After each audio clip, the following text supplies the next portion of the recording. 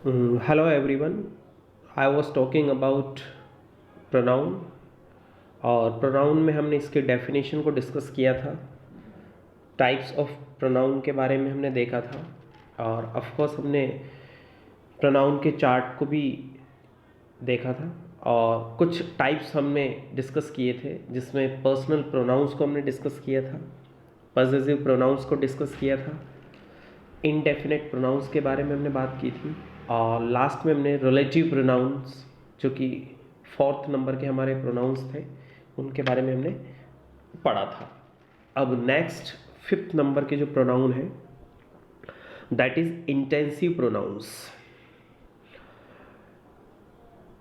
हमने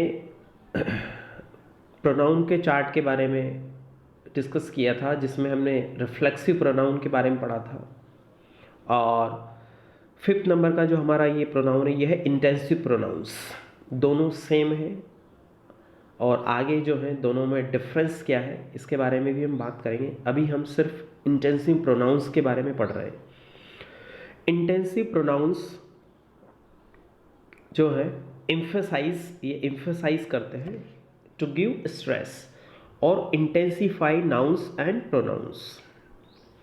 intensive pronouns जो है ये किसी नाउन और किसी प्रोनाउन जितने भी प्रोनाउंस हैं उनको इंटेंसिफाई करते हैं या हम कह सकते हैं एम्फेसाइज करने का काम करते हैं। They are also known as emphatic pronouns. इसलिए जो इंटेंसिव प्रोनाउन है इनको एम्फैटिक प्रोनाउंस भी कहा जाता है। मोस्ट ऑफ द टाइम या हम कहें commonly we find them right after the noun they are emphasizing. यानी कि इनका जो यूज़ है मोस्ट ऑफ द टाइम इनका जो यूज़ है हम जस्ट उस नाउन की बात करते हैं जिसको ये एम्फेसाइज कर रहे होते हैं। यानी कि अगर इंटेंसिव प्रोनाउन कहीं पर आया है तो वो उस नाउन के बाद जस्ट उस नाउन के आफ्टर रखा जाएगा जिसको वो एम्फेसाइज कर रहा है। और इंटेंसिव प्रोनाउंस कौन कौन से? माई सेल्फ, योर सेल्फ ये प्लूरल के लिए यूज़ होता है। हिमसेल्फ, हर सेल्फ, इटसेल्फ जो है ये नॉन लिविंग थिंग के लिए यूज़ होता है। डैमसेल्स ज़्यादा हो, आरसेल्स। और इस तरह से इंटेंसिव प्रोनाउंस है। कुछ एग्जांपल्स देखिए। I myself like to travel, यहाँ पर इंटेंसिव प्रोनाउन का यूज़ किया गया है क्योंकि हमने माई सेल्फ को जस्ट आफ्टर द प्रोनाउन या नाउन के बाद रखा है। ही हिमसेल्फ वेंट देयर, ये भी इंटेंसिव प्रोनाउन है।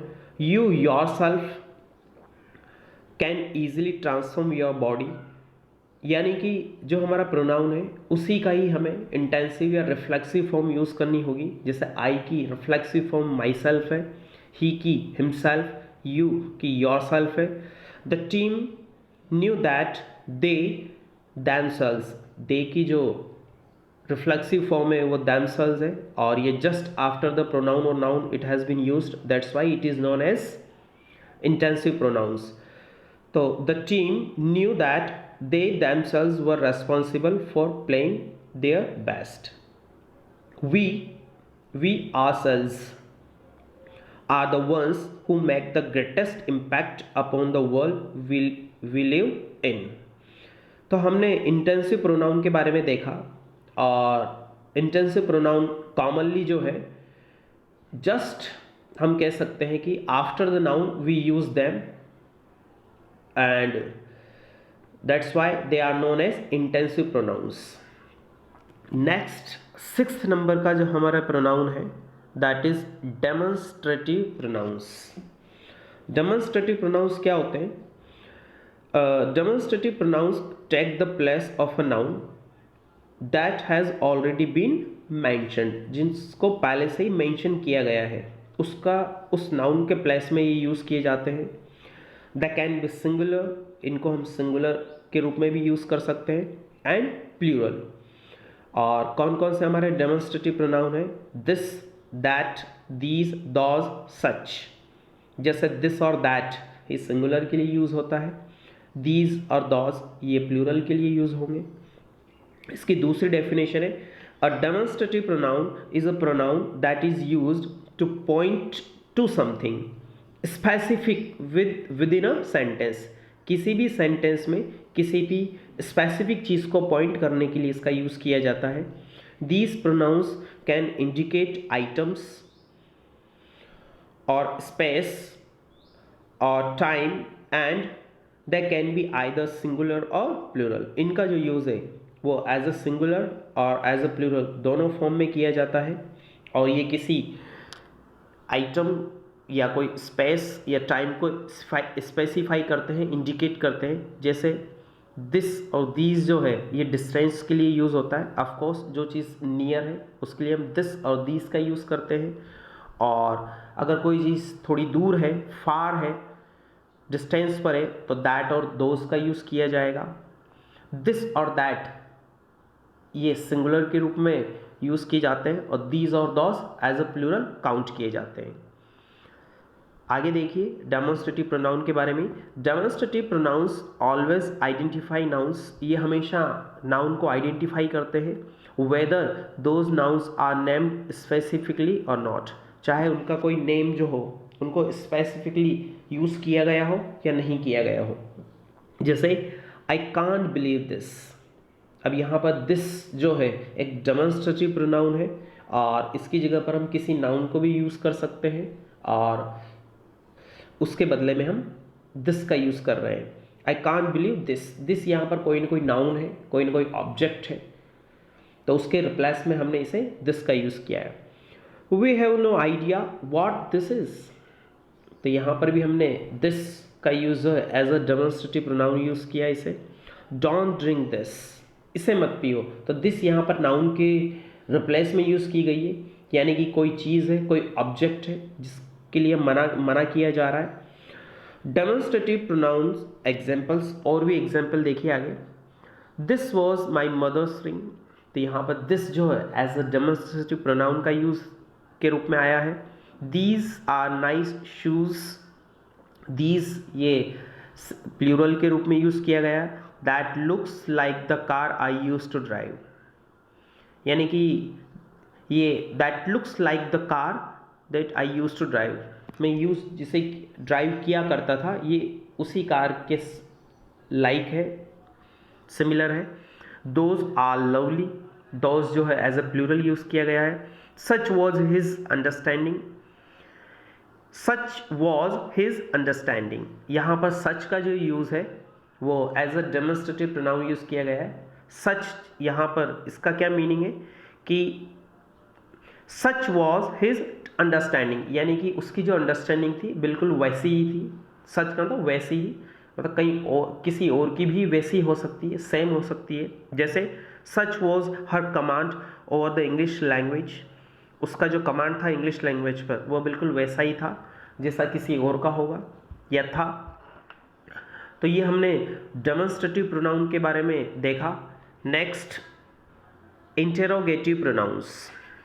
इंटेरोगेट यानी कि क्वेश्चन पुटअप, क्वेश्चन पूछा जाता है या पुटअप किया जाता है, जिन प्रोनाउन से उनको इंटेरोगेटिव प्रोनाउन कहा जाता है।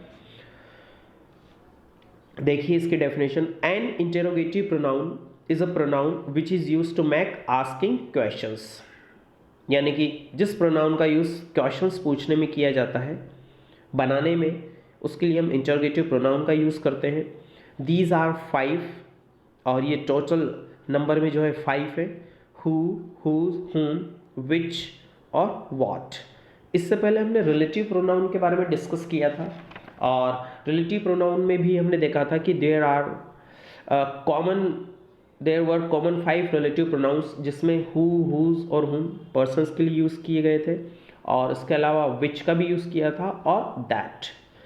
यहाँ पर इंटेरोगेटिव प्रोनाउन का जो यूज़ है वो हु, हुज, हुम, विच और व्हाट, यानी कि ये जो है रिलेटिव प्रोनाउन तो है ही सही, साथ में ये इंटेरोगेटिव प्रोनाउन भी है। और इंटेरोगेटिव प्रोनाउन कब है, ये क्या डिफरेंस है दोनों में, इसमें हम देखते हैं। Interrogative pronouns each one is use to ask a very specific question और इनडायरेक्ट क्वेश्चन। मेन जो डिफरेंस है वो ये है कि इनका जो यूज़ है क्वेश्चंस पूछने के लिए किया जाता है, और रिलेटिव प्रोनाउन का जो यूज़ है एज अ कंजक्शन किया जाता है, ठीक है, दो सेंटेंस को कनेक्ट करने के लिए। While interrogative pronouns are used for asking questions. जैसे देखिए, who is going to arrive first, तो यहाँ पर ये एज अ कंजक्शन नहीं यूज हुआ है, ये क्वेश्चन पूछा जा रहा है, तो ये जो है इंटरोगेटिव प्रोनाउन है। Second, whose parents are these, और ये भी जो है इंटरोगेटिव प्रोनाउन है। Whose sweater is this, whose का जो यूज़ है हम प्लेस के लिए भी कर सकते हैं, ऑब्जेक्ट्स के लिए, सॉरी ऑब्जेक्ट्स के लिए और पर्सन्स के लिए। तो हुज पेरेंट्स आर दिस, ये पर्सन के लिए यूज़ किया गया है। हुज स्वेटर इज दिस, ये ऑब्जेक्ट के लिए यूज़ किया गया है। Whom do you prefer to vote for, of course हम इसका यूज़ जो है पर्सन्स के लिए करते हैं, पर ये रेयरली अब यूज्ड होता है in modern English grammar.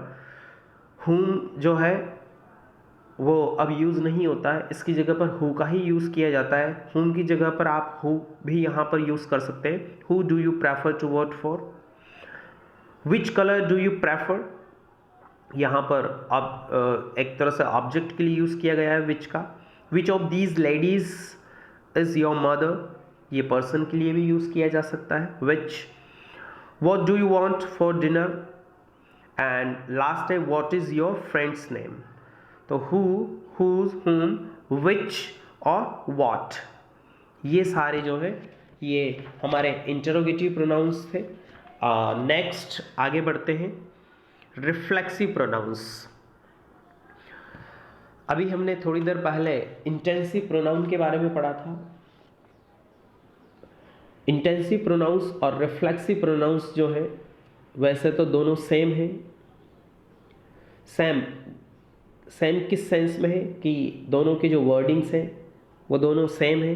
Reflexive pronouns देखिए, reflexive pronouns are similar to intensive pronouns, ये सिमिलर है। अब डिफरेंस क्या है, the difference between the two is that intensive pronouns are not essential to a sentence meaning. यानी कि हम ये कह सकते हैं कि जो इंटेंसिव प्रोनाउंस है वो मैंडेटरी नहीं है उनका यूज़ करना सेंटेंस के मीनिंग के अकॉर्डिंग। यानी कि अगर आप उन्हें यूज़ करते हैं तो आपको वो जो है just after the noun you have to use them. While reflexive pronouns are very important, they are very essential. तो so reflexive pronouns are used, ये कब यूज किए जाते हैं, व्हेन द सब्जेक्ट, किसी भी सेंटेंस का सब्जेक्ट एंड द ऑब्जेक्ट, और उसी सेंटेंस का ऑब्जेक्ट और सब्जेक्ट, ठीक है। दोबारा, reflexive pronoun are used when the subject and the object of a sentence, एक सेंटेंस दिया गया है उसका सब्जेक्ट और object refer to the same person और थिंग, उसी चीज़ को रेफर कर रहे हो, सेम पर्सन को और सेम थिंग को। जैसे यहाँ पर एग्जाम्पल्स तो वही हैं, सेम जो इंटेंसिव प्रोनाउंस थे हमारे वही रिफ्लेक्सिव है। My self, your self, himself, herself, itself, ourselves, yourselves और देमसेल्व्स। यहाँ देखिए, आई वॉज इन अ हरी, यहाँ पर हमारा सब्जेक्ट आई है। So I wash the car myself, तो आई जो है हमारा सब्जेक्ट है और ऑब्जेक्ट क्या है, कार। तो हम ये कह सकते हैं कि जो सब्जेक्ट है और जो ऑब्जेक्ट है वो किसको रेफर कर रहा है, सेम पर्सन को और सेम थिंग को रेफर कर रहा है। कि कार जो है किसने धोई, खुद ने। तो सब्जेक्ट और ऑब्जेक्ट ये दोनों किसको रेफर कर रहे हैं, सेम पर्सन को, सेम थिंग। उसी तरह से सेकंड देखिए, he wanted to impress her so he baked a cake himself. Subject और ऑब्जेक्ट दोनों एक दूसरे से इंटरकनेक्टेड है और दोनों सेम पर्सन और थिंग को रेफर कर रहे हैं। That car is in a class all by itself, तो यहां पर भी इटसेल्फ का यूज किया गया है कार के लिए। We don't have to go out, we can fix dinner ourselves, यहां पर वी और डिनर दोनों एक दूसरे से इंटरकनेक्टेड है, सब्जेक्ट और ऑब्जेक्ट, इसलिए हमने वी के रिफ्लेक्सिव प्रोनाउन के रूप में आवरसेल्व्स का यूज किया।